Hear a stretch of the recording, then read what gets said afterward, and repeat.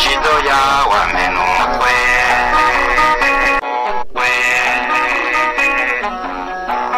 iyo twirira ntundusha umutego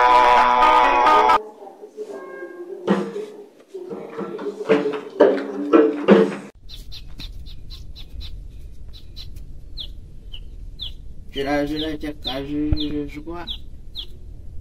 kubura umwana ukajya mu kabari kandi utujuje imyaka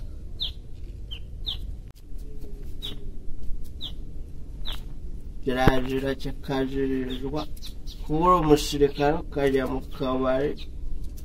wambaye inifomu kirazira cyakajirijwe kubura umunyeshuri ukajya mu kabari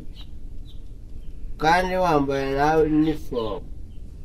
ikindi nababwira rero